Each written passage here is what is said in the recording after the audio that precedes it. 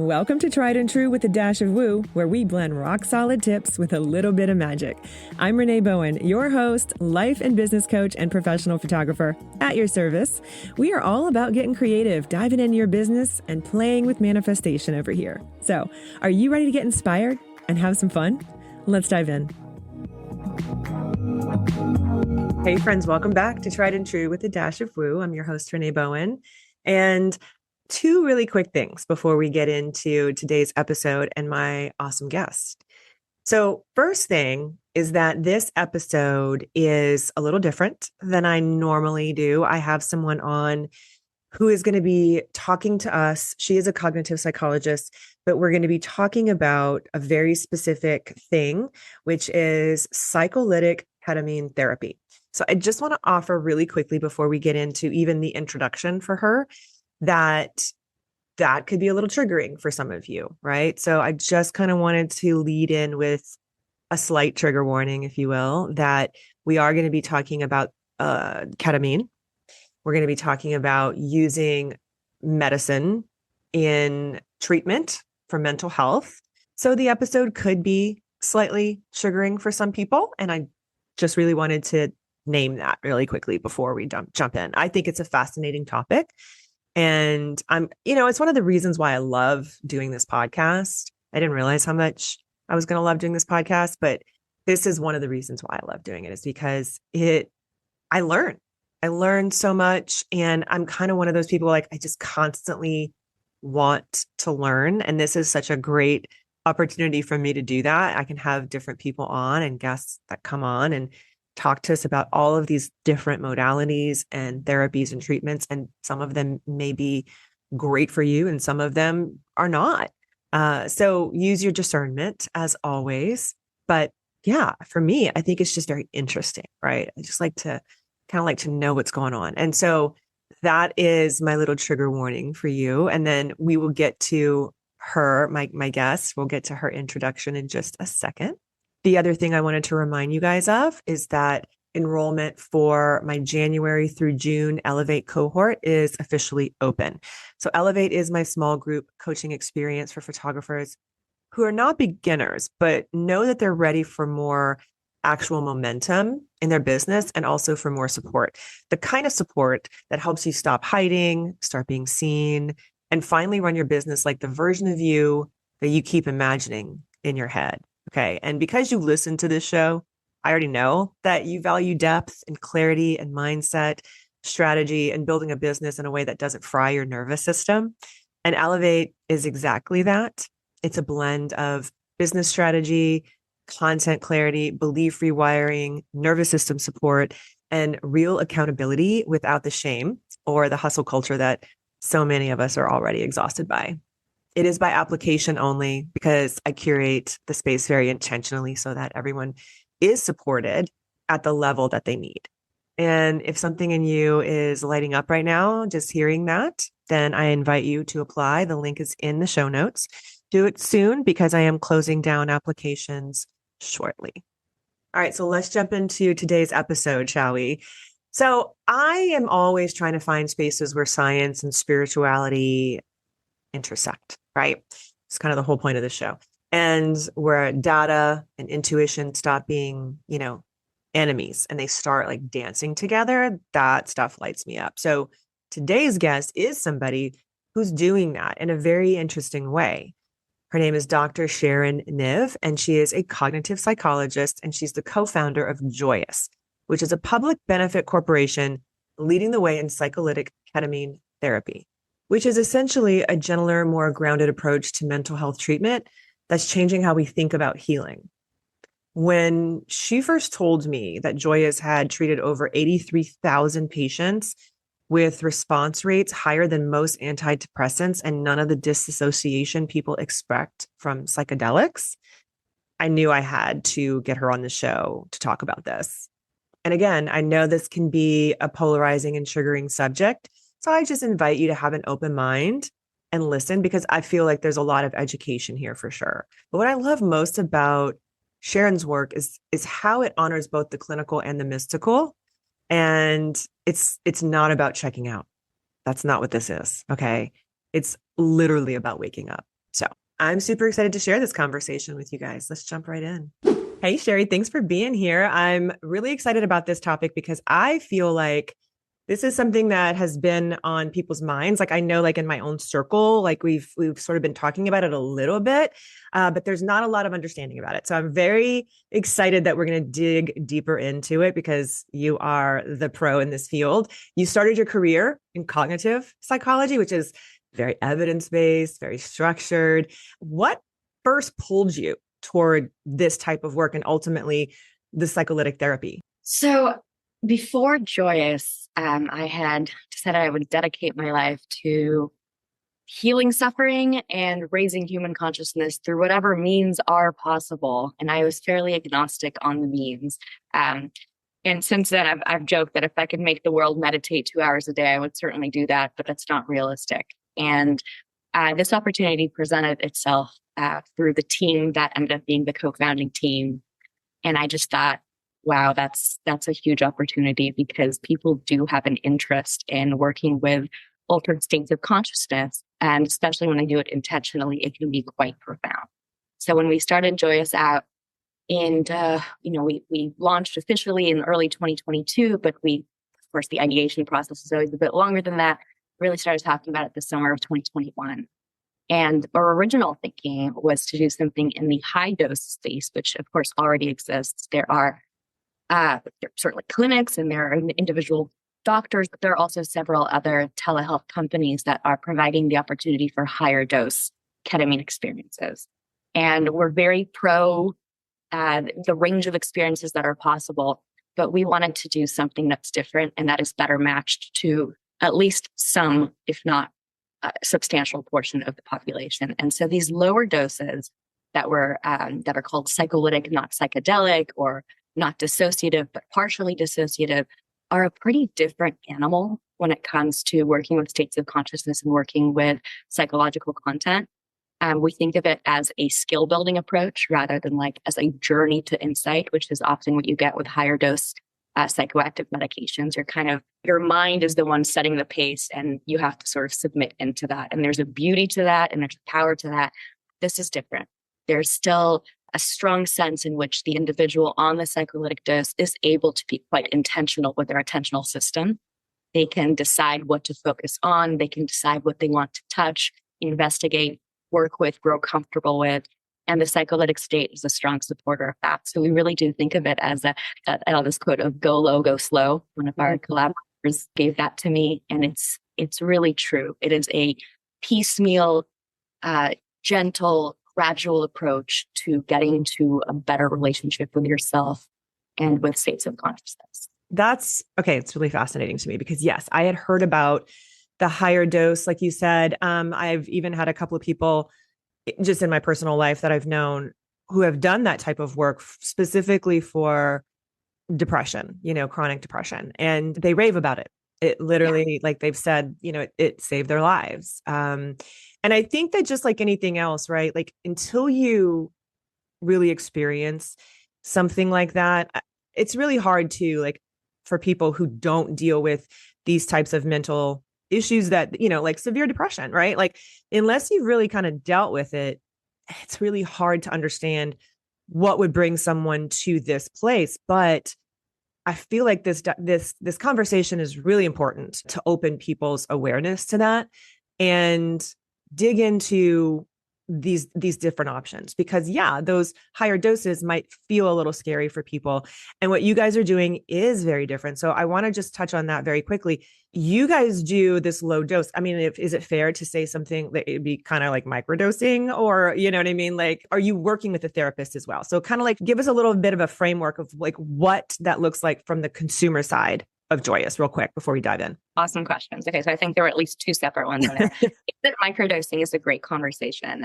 Some people say that microdosing by definition is self-perceptual, meaning like you don't notice the changes. You may take some microdose psilocybin and realize, I've been a little bit more creative today, but it doesn't necessarily feel all that different from a psychoactive perspective. And those are not the doses that we're working with here. So they are psycholytic. I don't really, have a strong opinion about microdose or not microdose. Certainly, I think we come up on microdosing as a search term, for example. Yeah. And I appropriate because it is small enough that it's manageable in a day-to-day way. Whereas, with higher doses, you might want to block off 3 to 4 hours to go to the clinic and be with your provider. Some of it is ketamine-assisted psychotherapy where there is a therapist or psychologist there. Some of it is just IV ketamine where you still want to block off that time because you're quite altered and then you want someone to drive you home.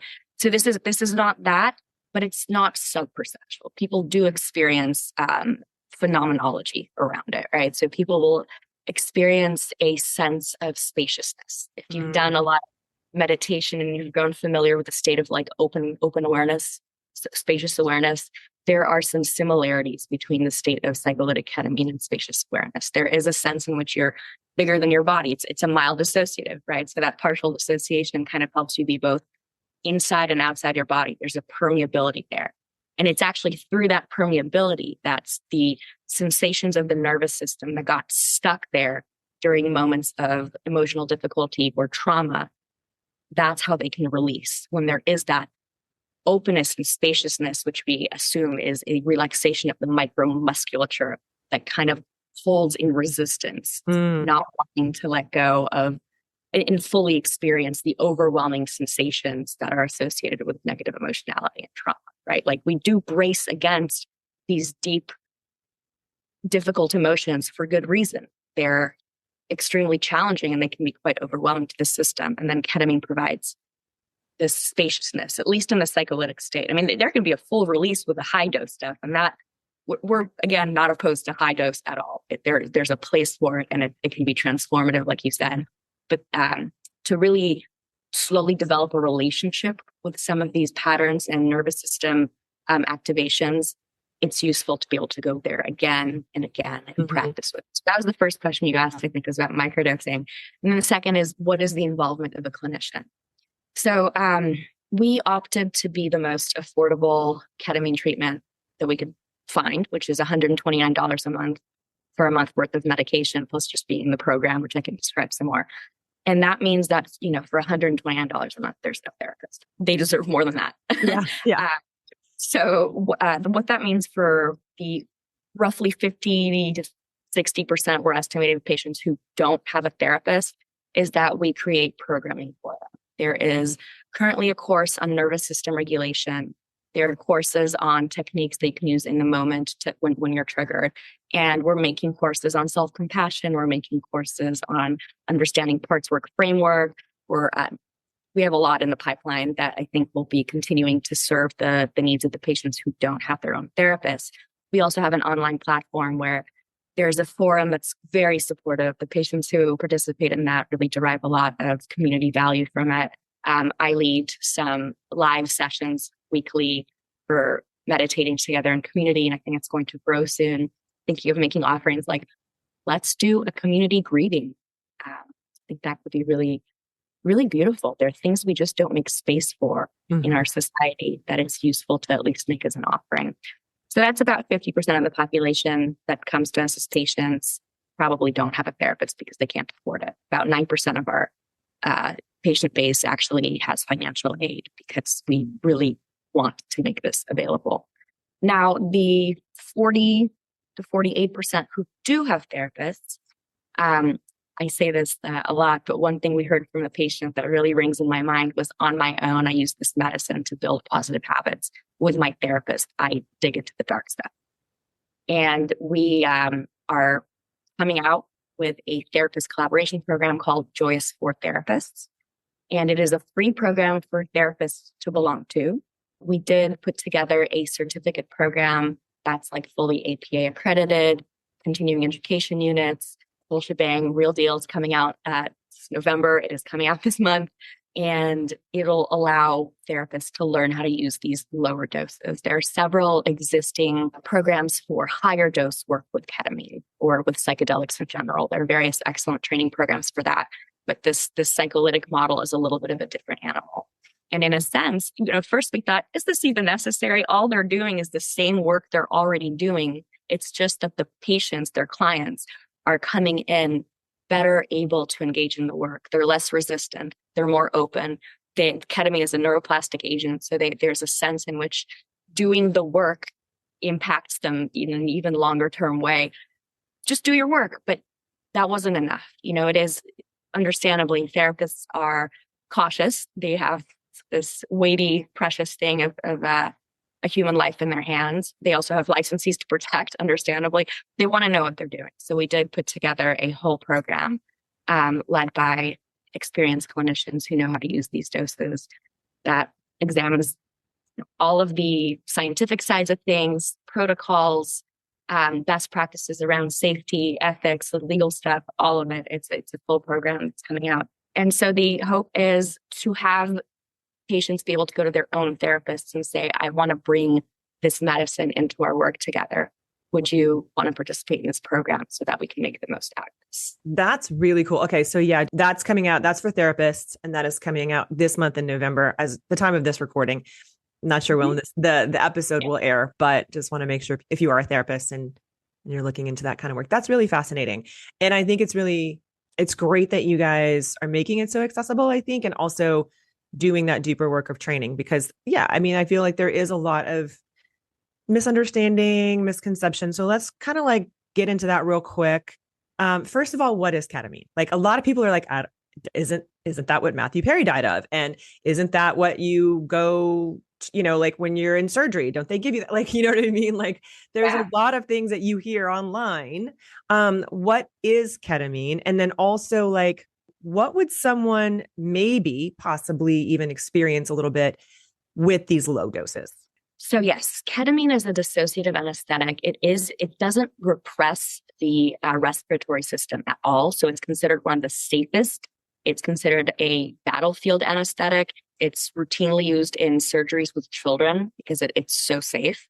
It has a remarkably high safety profile. But another thing that's interesting about ketamine is that there are different tiers of dosing that all lead to really different experiences. High enough, and you are anesthetic. Yeah. You are. And one of the interesting things and heartbreaking things about the Matthew Perry case, first of all, he drowned. Yeah, that's right. Yeah, exactly. It wasn't that ketamine killed him. It's that ketamine anesthetized him enough that he drowned in a hot tub, which it's a known phenomenon that used to be a problem in the 70s and 80s. People took it and got into their sensory deprivation pods and people died. And don't do that. Yeah. The other thing is you can look this up in the New York Times. Matthew Perry was found to have anesthetic levels of ketamine in his system when he died, which is insane. Like not a judgment. It's incredible how much he had in his system. And a person who was more naive to the medicine would just have been out completely. So high enough dose anesthetic. Go a little bit lower and you get into what is kind of known the K-hole territory. Okay. So it's an ego death, which, I personally believe ego death always has a benefit to us. It's like a information to the system that our current way of constructing reality is not the only available one. And I have a friend who said, and I think he's right, that the high dose psychedelic state of ketamine, which maybe is a little lower than K-hole, is actually what he imagined a psychedelic experience would be like when he was a teenager. And really, when he took LSD or psilocybin, it ended up being quite different. But ketamine in its like psychedelic state, and there is a conversation in the academic field about whether it's psychedelic or not psychedelic, because it doesn't work on serotonin, which is what LSD and psilocybin and ayahuasca and ibogaine, or classic psychedelics, all are serotonergic. They work on a particular receptor called 5-HT2A.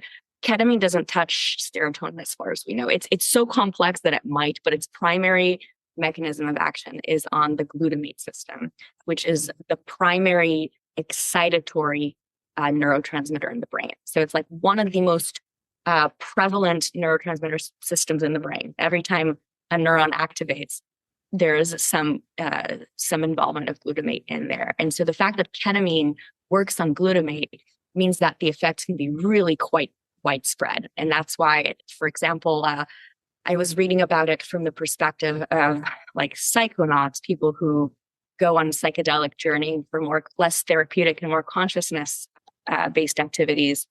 And it just seems like it amplifies and changes the effects of like most other psychoactive medications, psilocybin or MDMA. They have an interaction that's very interesting. It's probably because of this widespread nature of glutamate. So you asked about what is ketamine. So we got from anesthetic level, K-hole, psychedelic, and then you get to psycholytic.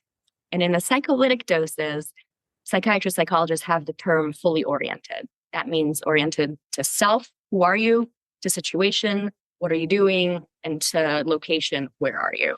You're fully oriented with these lower doses of ketamine. You know exactly who you are, what you're doing, who you're talking to. It makes it really perfect for therapy enhancement.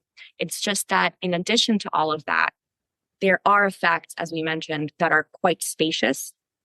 So there is a sense in which you feel like you're both inside and outside your body. You can observe the sensations of your system almost as though you're suddenly a big room and they're happening within. Our general experience with difficult emotions is that we feel really fused with them. You know, we feel really identified with them. They can be quite overwhelming. It feels like they take over the entire system. Ketamine makes you the size of the room. The sensations stay there and you're able to observe them, to understand them, to relate to them in ways that produce much more safety and much less overwhelm. One of the therapists in our community described it as a blanket of safety that allows her patients, her clients, to go into places they haven't been able to quite before. And so, yeah, the experience is, there is a somatic experience, and people differ in how they relate to it. It's kind of buzzy, and some people quite like it. Some people take some time getting used to it. There is a spaciousness, which can lead to some lightheadedness. That's kind of normal if it's too strong. Or we have a full nursing staff that's like there to help work through any preventive side effects, any like mild dizziness, any nausea, which isn't terribly common, but can happen mostly because I think it's more of a like car sickness effect, more emotion sickness than it is stomach sickness. So we have a full nursing staff to help you get through that into the place where you feel kind of at ease with it. There's a relaxation component to it too. It's been unbelievable how many people I've spoken to in our program who said, I no longer need that glass or two of wine a night. Yeah. Just take this and it helps me get back into a state of relaxation, but that's so much less harmful to my body than alcohol. Yeah. And so many other pharmaceuticals too that people take for sleep because they maybe have anxiety and depression. They can't sleep because of the burden of that. You know what I mean? Like so many people deal with sleep issues because of what they're dealing with on the daily. So they can't get into that deep sleep, that restorative sleep that we know is so incredibly important. So I imagine that also just in and of itself would have a really positive effect in as well as the psycholytic effects, you know, as you were talking about before. But what I find interesting is this sort of like spaciousness, right? Because there's a lot of different ways that people can't, like you said, like we started off talking about, like, I wish people could meditate for 2 hours a day. Like, but that's not really something that a lot of people can do, but also the body really does hold so much. I mean, I was a massage therapist for years, long time ago. I'm a very big believer in this mind-body connection. And I mean, I just got back from a retreat where one of the other retreat members, that this is what she does. She's like a body alchemist. Like she's a psychologist and a massage therapist, and she's created her own system of like helping people access what you're holding in your body, how it is affecting you and helping you move through it. But that's not really easy for a lot of people to do. You have to sort of get, as you know, especially if you're dealing with like major trauma, right? Like we know that this would be, I'm sure, really super effective for those people to get to that conscious observer where it's not like judging, because a lot of people with major depression have the cycle of self-hatred that runs on that loop. And that in and of itself feels almost impossible for people with major depression to stop, to get to the point of a conscious observer, to even do the work. So that's exactly right. That is like, I think, amazing that it is a facilitator for that. And so I know that you've said in some of the talks that you've done that you're seeing like a 68% response rate for depression in general, which is really huge. Do you think that that's what is the major effect? Like, what do you think about it And is that the bulk of your clients, right? Like, or do people come to you for anxiety, for instance, too? Like, or do they kind of go hand in hand? Hmm.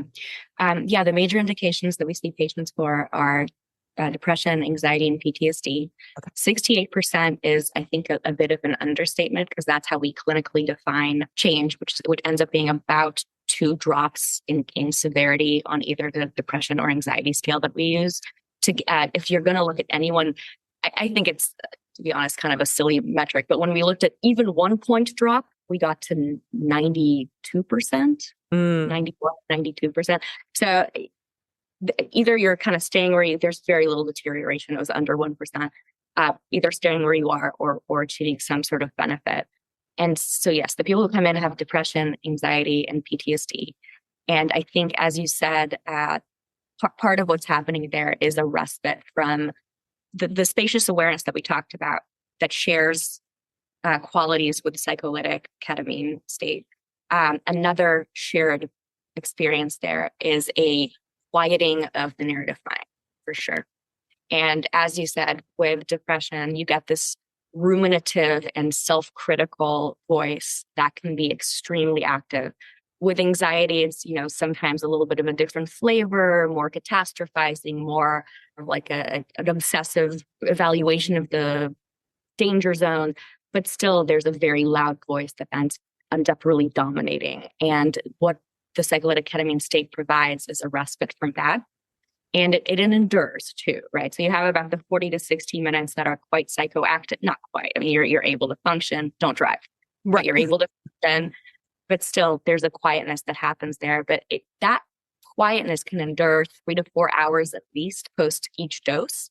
And over time, as patients begin to develop just stronger relationships and more self-compassionate relationships with themselves and their parts, the baseline shifts. So Okay. they no longer have to be taking this medicine on a regular basis, at least the vast majority don't, to still feel a reductive change in just how loud the voice in the head is. The mechanism of action, as we said, is that it is highly neuroplastic. So what's happening there is formation of new dendritic and synaptic qualities in the brain. So dendrites are the pieces of the neuron that sort of receive neurotransmitters from the presynaptic neuron. And then synapses are just the connections between the neurons. So both of those increase, both the postsynaptic neurons' ability to receive and the connection between neurons increase as a result of ketamine.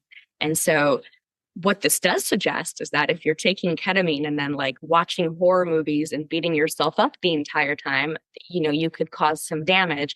But what seems to happen naturally because of this spaciousness and the quietness is that people do enter into a state that allows for release of long held emotions and an experience of the quiet mind.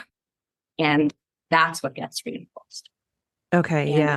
That makes so much sense. I really am fascinated by this sort of bridge melding of like the scientific rigor, right? And then honoring this like mystery of consciousness at the same time. Like I love that conversation a little bit. And also, like you mentioned, the brain's ability to change. Like that is so incredibly interesting. Like someone might be a little hesitant maybe about doing this because they might feel like, okay, this is like a forever sort of thing, but now like, let's kind of dig into that a little bit about this neuroplasticity and how, you mentioned the actual physical changes that can happen in the brain, but then also like, what about the soul's ability to also evolve from there? And like, how do they dance together that you've seen? love that. So we talk a lot in the guidance that we give with the digital therapeutics. As you remember, like over half of our patients don't actually have therapists. So we do try to provide them with guidance. We talk a lot about inner wisdom, true nature, and that this medicine gives you an ability to connect to that much more directly. And just spontaneously, it seems like what we've sort of seen in the neuroscience literature is that when there's a reduction in activity of what's known as the default mode network, and that is a network of brain regions that seems to get active when we are in self-referential states, like when you're daydreaming, when you're evaluating, should I have said that? When you're thinking of yourself, when all of that is the default mode network, and it's called default because that's, if you're not like actively working on solving a task, that's what sort of happens. It was funny how it was discovered in the big fMRI magnets. They told people, yeah, just lie there and do nothing. And it turns out we don't do nothing. We like think about whether or not we should have said that thing and kind of evaluate ourselves and have that, negative talk, self-talk happening. So that's how they, discovered this default thing. Now, psychedelics in general appear to reduce activity in the default mode network. They appear to change the balance from top down, which means you experience life through your beliefs, to bottom up, which is experiencing life through the senses. And ketamine also has the property of quieting the default mode network down. Now, again, it's very dose dependent. If you're having an ego death in your K-hole, then your default mode network is by definition just offline. But with these psycholytic states, you still have a sense of self, you still know who you are, you still can process the world, but it is quiet. The voice is quieter, that network activity is quieter. And goodness, where are we going with this? I love though that the bridge between the two, right? Like, so. Oh, I'm sorry. Evolution. Yes, I know. Yeah. I totally remembered. It seems to be that when that network is quieter, people have more spiritual experiences, right? Which so accords with Buddhist philosophy. When you quiet down the mind and the ego and you see what's underneath is more truly you than that voice ever was. And it's compassionate. IFS certainly sees this too. Wise mind from DBT. Your true nature, what's underneath the egoic thinking mind, is always going to be more peaceful, truer, more compassionate, more caring, more connected, and better functioning. And ketamine gives people, sometimes for the first time, people who were really not raised in spiritual circumstances, an experience that many people consider quite spiritual. Some people really talk about connecting to a higher power, experiencing life through these very new lenses. But if nothing else, it quiets down the thinking mind enough to connect to a deeper part of you, to a wiser part of you. So, we can forget metaphysics for a moment, right? I don't know what's real and what's not real, but I know that these medicines can help us to connect to something within us that feels deeper and truer. Yeah, that makes so much sense because I mean, literally, I always say this, especially with my coaching students and just reminding myself is like the secret to life is just kind of letting go, right? Like that's the letting go, letting go, letting go, letting go is so powerful, but it's so hard for so many of us, especially these high achieving women that I work with. The pushing, the hustling, the living in our masculine. There's so much of this. It's rampant. I'm in a lot of female founder spaces and I see it working with creative women, especially, and that active mind. I just want to kind of touch on that for a second because I have gone through a period of deep depression once in my life, but really what I have dealt with my entire life that I didn't really even know that it was called that until much later was severe OCD anxiety. And it wasn't really talked about like when I was a kid, but I can remember like even as a child having just like these, like the loop of the catastrophizing. I call it the anxiety highway. I have to go all the way to the end of the highway and just like see, okay. And then we die. You know what I mean? Like comes to like everything. And then, okay. Yeah. And then we die because that's like the worst thing. So I can imagine that. I mean, I've never done this type of work myself. And I'm going to be honest, like I've been terrified about the whole like microdosing psilocybin thing anyway, just because like a lot of people say that it's just so freeing and it opens, but I am a control freak. I have anxiety, that's not something that I'm going to feel really good about doing, honestly, but I can imagine that giving yourself the space and to quiet that loop for people who live with anxiety. I know this, we touched on depression, but like those of us who deal with that type of OCD anxiety, I can imagine how truly life-changing that could be to just even have your first moment of that quiet. Like people live their whole lives not even really knowing that that's kind of like, they just feel like that this is just how I am. And then they do something like this. And I can imagine how powerful that is for people. I'm sure you see that a lot. Yeah, there's a direct quote of I didn't know how much anxiety I was carrying till it lifted for the first time. It's just, Mm. yeah, the layer there and it lifts. There's this, you feel like 10 pounds lighter. Like you took a backpack off the shoulders. Oh, so That yeah. that's awesome. I mean, honestly, like as someone who has dealt with that and I have clients who deal with that, I can imagine what relief that is for people. Like, yes, I've been able to get to that place through other methods of Right. meditation and hypnosis Yeah. and unconscious work. But I mean, that represents over, that's like 30 years of work for me. You know what I mean? Like, that's of like work and like digging into it and Yeah. being willing to go there and So, getting to the point where yeah, honestly, being in massage therapy school was like my first taste of it in the early 90s because I was getting mm, body work all the time. We were practicing on right, each other.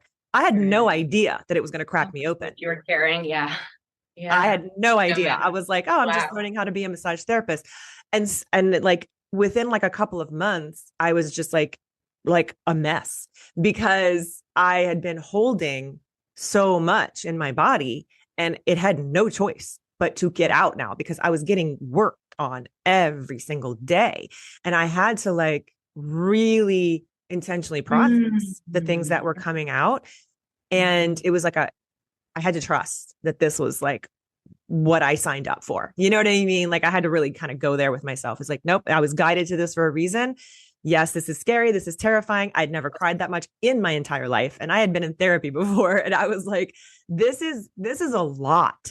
So I can imagine people who had never really even dug into that. And I love that this is bridging, like you said before, this gap of people who, and making it accessible to people who may not otherwise be able to really afford it. So I do want to touch on that for a second before we start to, kind of wrap up. And we definitely will be, before we wrap up, I want to talk about how people can find you and work with this and all of that, and therapists as well, like you said before.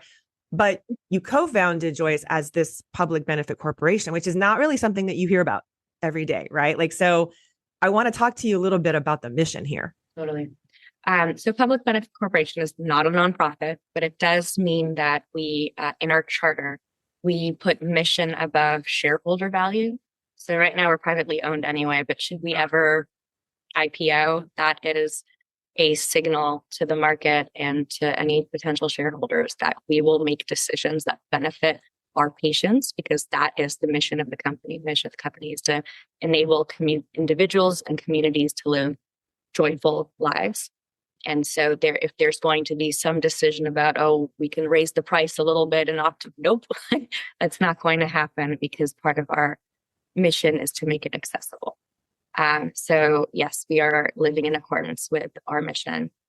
And yeah, being a public benefits corporation is something we feel really good about.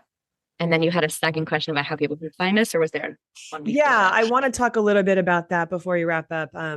Especially like I kind of wanted to just mention because like even therapist burnout is a thing, and especially now, I feel like since the pandemic, I mean, there's so many people who need the mental health help in general. And I see a lot of young people going into psychology and going, wanting to become therapists, which I think is great. But burnout is a real thing in the healing world as well. So talk to me a little bit about how you guys are helping the therapists as well stay regulated and inspired while holding the space for people as well. Right.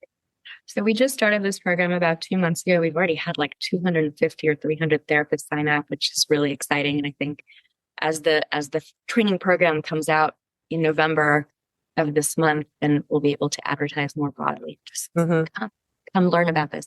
How do we support the therapist? There's a module in the training that's all about the importance of self-care and remembering that when you take on the energy of such deep suffering and like really the soul struggles of your clients, like this is sacred work therapy. Yes, you absorb some of it. And you need to be able to be supported by your peers, by your loved ones. You need to engage in deliberate self-care. You need to do the body work to release what your tissues are holding. And we do We do encourage the therapist to join the program to try out the protocol themselves. We provide them 3 months of completely at cost treatment, meaning like Right. what it cost us to have them meet with the provider twice in that first month and ship out the medicine. Like we're not making any money off the therapists who want to try this for at least a couple of months, because we do want them to know that's a resource for them as well. I am holding weekly sessions of meet space for the therapists to get to know and support one another. We're going to start doing like breakout groups this week, which is something that they requested.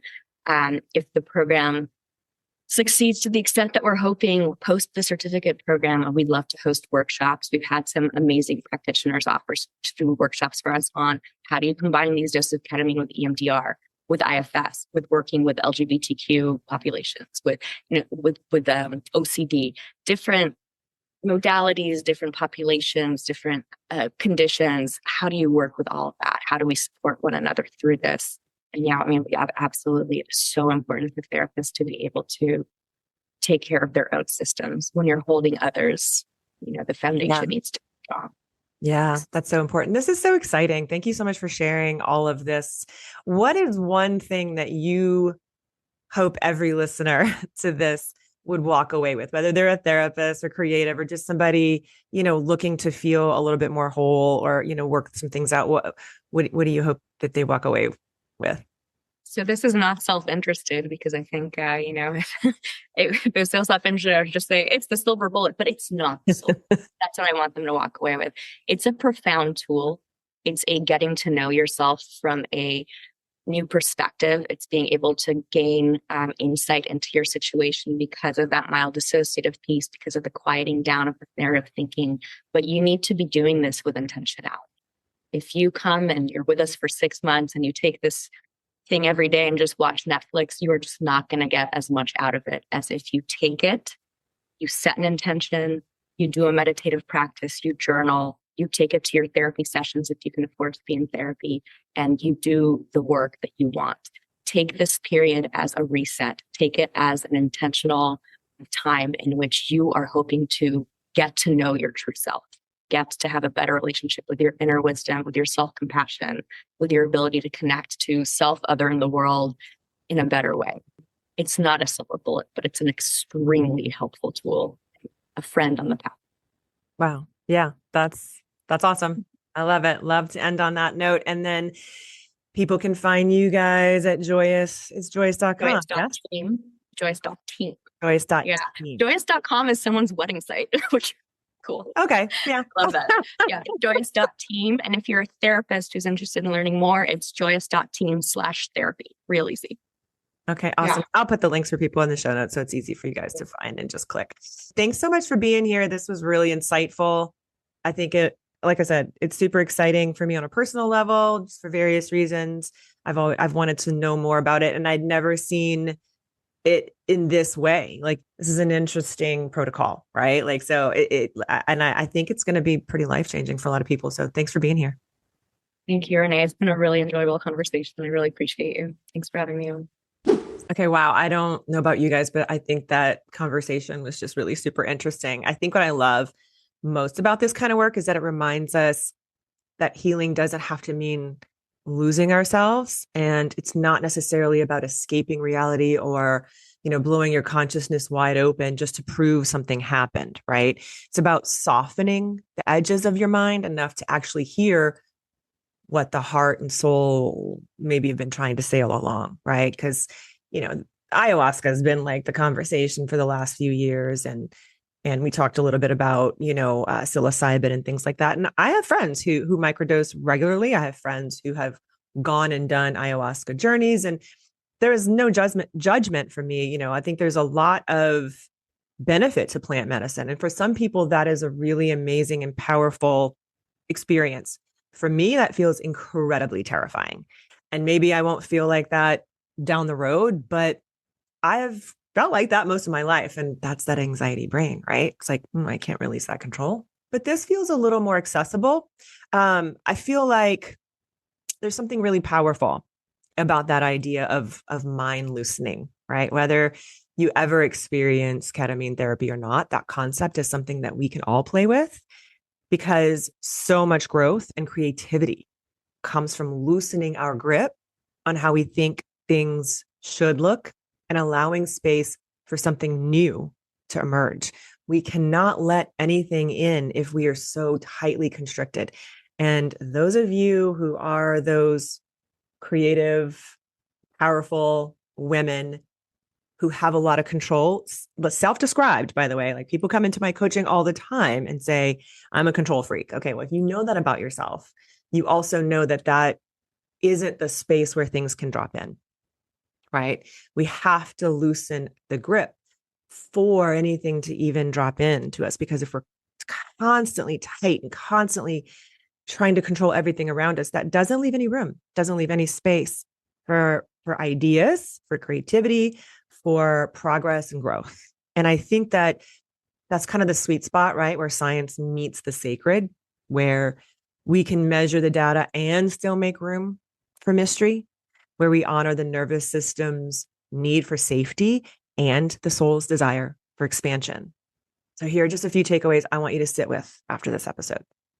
Healing doesn't have to be dramatic or profound. You don't have to have some amazing journey to Costa Rica to do this. Sometimes it's as simple as just creating a safe space to feel what's really there. And neuroplasticity isn't just a buzzword. Your brain and your life are designed to evolve when you give them new, gentle inputs. Another takeaway is that integration is everything. The insight is only the beginning, and how you live it is what really creates the lasting change. And lastly, presence is a portal. You don't have to check out to tune in. Staying conscious in your healing journey is a fabulous way to rewire whatever it is you're looking to rewire. But also maybe this one too, you don't have to choose between logic and magic. You can live right at the intersection of both. And that's, I think, where the real transformation happens. If this conversation opened something up for you, go check her out and her team and her work at joyous.team. I'll put that link below. And as always, if you're craving your own version of that mind loosening clarity, whether it's in your business for creativity or personal growth, that's exactly what we do inside of my coaching containers.